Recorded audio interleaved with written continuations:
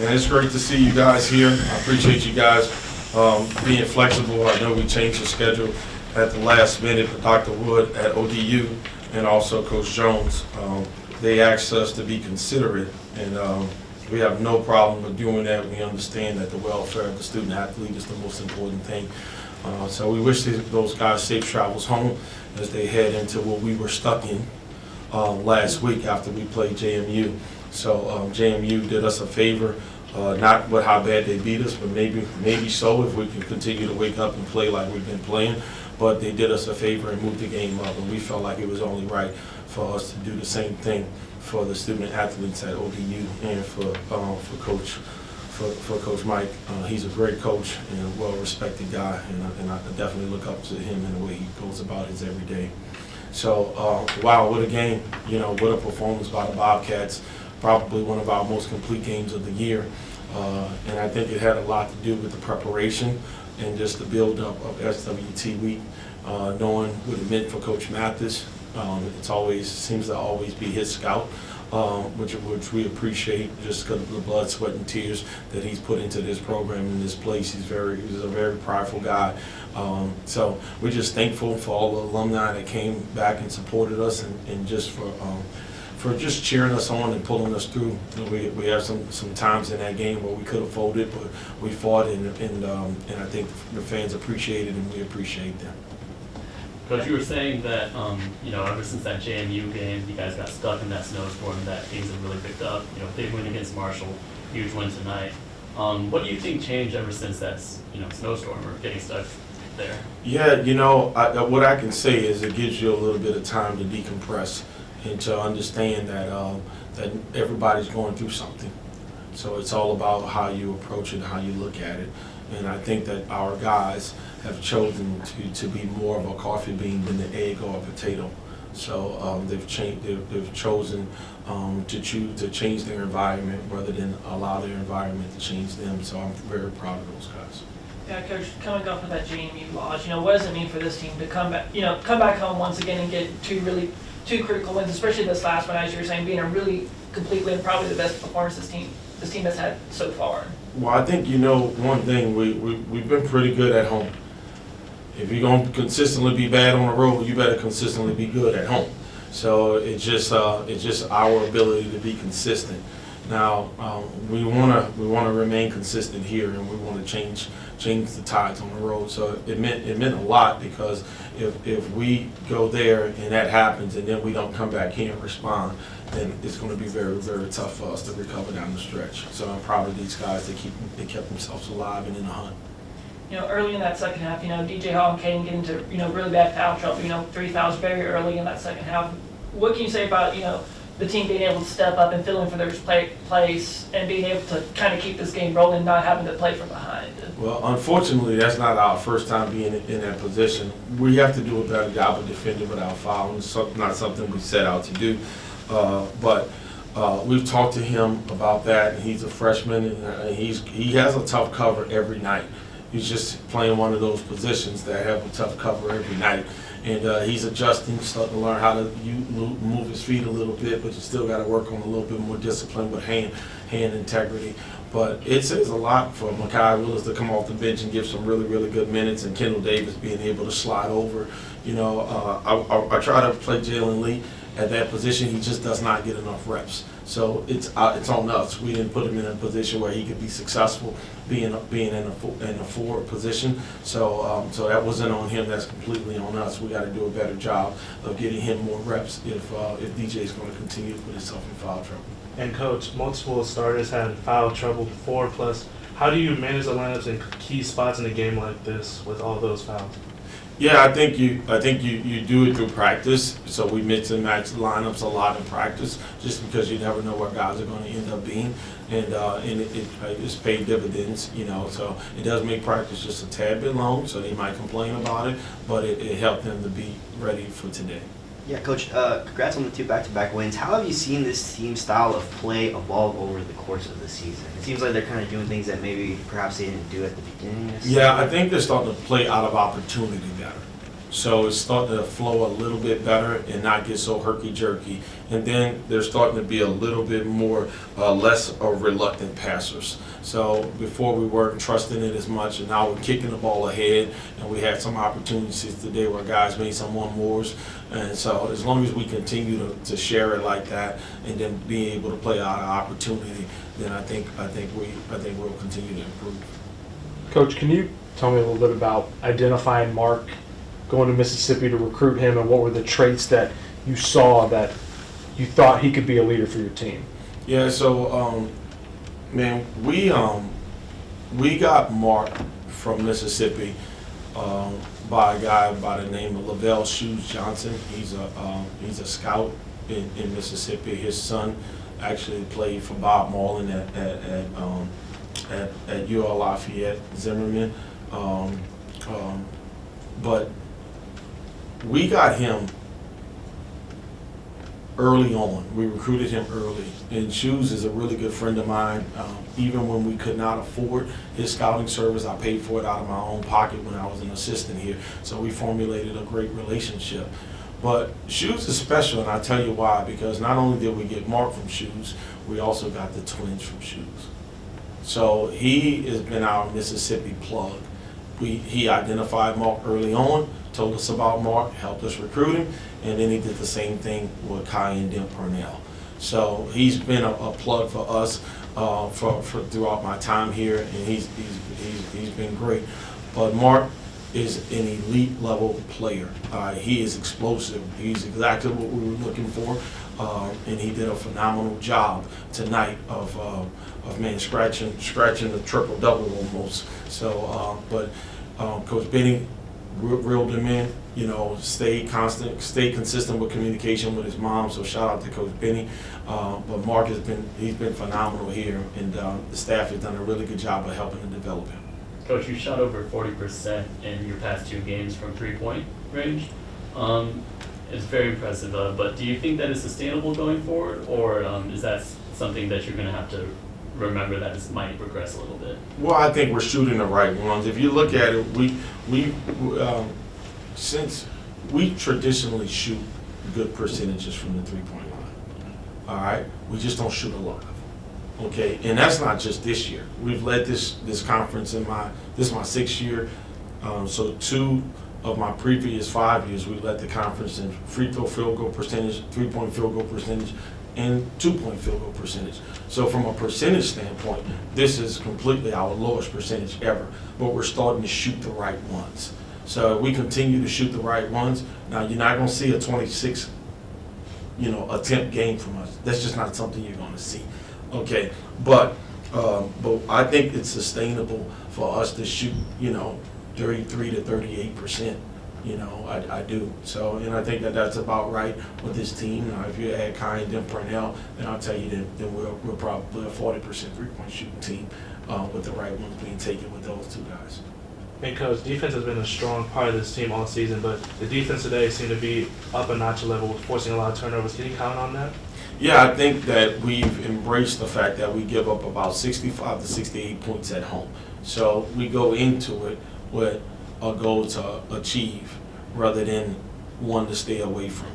On the road, we're at 80.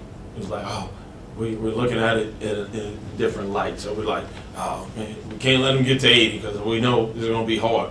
But here, we're like, shoot, we need to keep them to this. So it's a mindset shift. These guys play real confident here. They fly around a whole lot better. So I got to do a better job of being packing my philosophy on the road. I must have left it home a couple times. So. Yeah, Coach.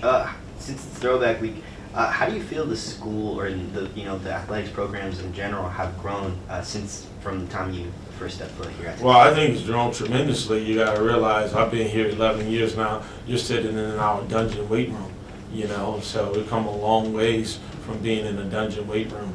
I mean, the fan support has been incredible. Just looking up and not seeing a wall there, the lighting is improved. So just how they take care of the student athletes, the energy in the community, You know, I mean, I can name a lot of different things, but the forward thinking of the Dr. Danforth and also Don Coryell, as well as Tracy, who I love dearly, who's kind of shaped me and molded me as a leader, and still working on me because I'm not finished yet. So I think the community is starting to get behind us. You go to Bean and Brew, they wearing T-shirts saying Game Day. First Watch is wearing T-shirts saying Game Day. So that stuff wasn't happening when we were here. So you know, I think what GJ's done and what Z's done has been incredible. Sean and has always been, you know, what he's been, and don't talk about Ricky and Trout. So I mean, we got all kind of great coaches. Paul, I could name them all. You know, so they've done a phenomenal job with coaching, and now they figure out ways how to better support them. So man, I'm loving the direction that this place is headed into.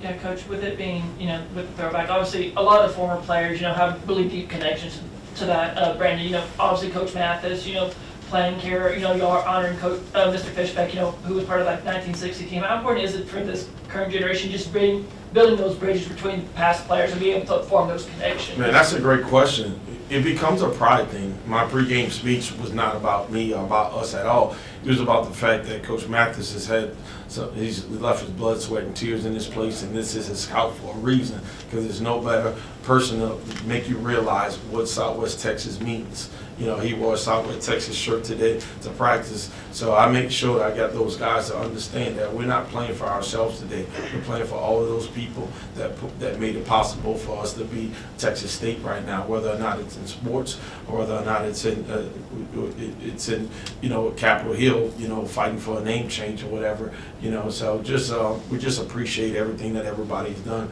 you know, from Dr. Trout to Dr. Tice to you know, to Dr. Danforth and Don Coryell and so on and so forth. Coach, you know, with Cade in foul trouble today, you mentioned Mark had like 8 assists, seemed to take on a bigger role as a distributor. Combining that with, you know, that pass he made last game to hit before Cade hit the three-pointer, what can you say, is his assist distribution like underrated, would you say? Well, I think so, because he has the vision and the capability. What he needs to have, what he needs to continue to gain is the trust. Because he's willing, but I think sometimes he's like, you know, I don't know if I should have made that pass right there. So I just tell him, just trust, you know, just trust the plan. You know, if it's meant to come back to you, it will, you know, and things of that nature. So he's starting to understand. Like, even at the last play of the first half, I was like, you should have shot it. He was like, I didn't get no space. I said, create it. You know what I'm saying? So it's one of those things, you know, it's one of those fine kind of line things. You know, you got a quarterback that's very capable of running for the first down, but he decides he wants to kind of, you know, throw the pass to a tight end who's about 5 yards up the field, and he drops it. He's like, I should have ran it. You know, so we're still working through all of that. It's a situational game, and it is not an exact science, but he's starting to figure it out. Yeah, Coach, with the current record, it seems like the season's identity could go either way. What do you think the ceiling is for this team? Yeah, I think it remains to be seen. You know, we try not to talk about ceiling. We try to talk about growth, and you know, we got championship rings that got 1-0 on it. So if we just keep on chipping away at it, hopefully we can get another one with 1-0 on it. Yeah, and Coach, you're 6-6 in conference play so far this season with 7 games left. What kind of development are you still looking for in some of your players going towards the last fourth of the season? Yeah, I think we still can get better defensively. Yeah, with some discipline, defending without fouling, working on verticality, not giving up angles. I think offensively, I think that we still can kind of exploit mismatches a little bit. A lot of teams are switching right now. I think it's taking us a little bit of time to figure out when to flash and look for high lows and how to create better shots for others. So I do think that we still have some room to grow, but I like the way we're trending. Yeah, Coach, another thing about, you know, 2 Saturdays ago, it feels like we're at the same situation. You know, the team, you know, comes back home after losing 2 games on road, wins 2 home games, then same thing, you know, these past 2 weeks. How does this, you know, now going on the road to Georgia Southern, just how does this team, you know, try to build something from this home winning streak y'all built up, and just try to get it on the road to finally get that road win and kind of build some momentum? Yeah, Georgia Southern's a tough team, man. They play extremely fast, high tempo, and they're well coached. Charlie does a really good job. I think for us, yeah, we got to focus on us. So a couple things got to travel, and one is our excitement about playing. You know, we can't feel like, oh, we're going on the road again. You know, we're not great on the road. No, we got to be excited about the opportunity to play. And then we got to understand what's at stake. You know, that we got way more games behind us than in front of us. So if we can do that, play with a sense of urgency and togetherness, then I like our chances. Hey, like you said, you were almost scratching the triple-double. What do you attribute this success to, and why do you think your performance as a distributor tonight was so amazing? I feel like coming into the game that the focus was going to be around me, especially with KG getting into foul trouble. So I knew that by me drawing attention and getting the defenders to help, that'll help me create open buckets for my teammates. And they was converting, so I appreciate them a lot for that. And DJ, you had an amazing game today. To begin with a couple of threes, is that something we can see more of in your game today? Of course. I've been always been able to do that, but shit, I got to showcase it now. So you'll see some more in the future, though, for sure. Okay. Yeah, Mark and DJ, you know, congrats on getting this second home win. Just like, how have y'all been able to, you know, especially y'all's home dominance this season, you know, only one home loss all year so far. How have y'all been able to kind of string together this really amazing home record so far? It really started with protecting the home floor. Like we say before every game, it's a difference between visitors and unwanted guests. And we treat every opponent like unwanted guests. So we try to get them out of here as fast as we can. So we go into every game here at home, like starting on defense, and we let them play into the offense. And DJ, how do you keep it mentally locked in knowing you get in a foul trouble early in that second half? It was a couple fouls back to back on you. Shoot. I just try not to get in my head. Obviously, last game happened the same time. So, I mean, yeah, I try not to get in my head about it. So, What's the biggest adjustment did you have to make in that second half, knowing you had 3 to 4 fouls and you're just trying to make sure you're not trying to foul yourself out? But so I'll say probably just showing my hands and not really playing with my hands. To be honest, I don't think I fouled in the first few fouls, but they called it, so we can go with it. Can y'all expand on maybe the referees today? They did a great job. They let us play physical, and like that's how we want to play. It just so happened that they was calling the fouls on us too, but the other team couldn't handle our physicality, and they let us play a little bit, so that helped us out in the long run. So the refs did a great job tonight. yeah, KJ felt like, you know, this was probably y'all's most complete win, you know, against Old Dominion. Just like, did it feel like, do you feel that way? This is kind of y'all's most complete game so far? I can say that because like we executed on offense and we also executed on defense. So I could probably say this is one of our best games of the season for sure. You know, Coach mentioned that you guys lost to JMU and then you guys got stuck up north for a bit, and that something kind of clicked there. What really led to y'all, you know, going on this run? Do you think like that snowstorm or whatever happened after JMU helped it? I can say that, yeah, because it brought us together more. Like knowing that we were stranded, we couldn't get back, and the only thing we had was us. In the airport, we only had us, so we knew that like being able to come home and had the comfort of playing in our own gym, that we would play good for sure. Shoot, I would say the snow really helped us bond because I ain't gonna lie, I've never lived in a hotel weight room before, so we did that, and I mean, we had a good time. And were those weights heavy enough for you? Yeah. You know, with it being, you know, Southwest, you know, throwback day, you know, a lot of former players, you know, played under the Southwest Texas team. You know, obviously Coach Mack is here, and, you know, y'all were honoring Mr. Fishbeck, who played on that 1960 team. How important is it to learn from those former players that played under that Southwest Texas team and just being able to learn from their experiences? It's great actually for us to like be able to have the pride to play for them, like for Coach Matt. And it's crazy how it worked out because he had our scout for this game too. So it's like we played for Coach Matt, and like just having the pride to wear the Southwest Texas jerseys, not like knowing that not many teams and players before us were able to wear this.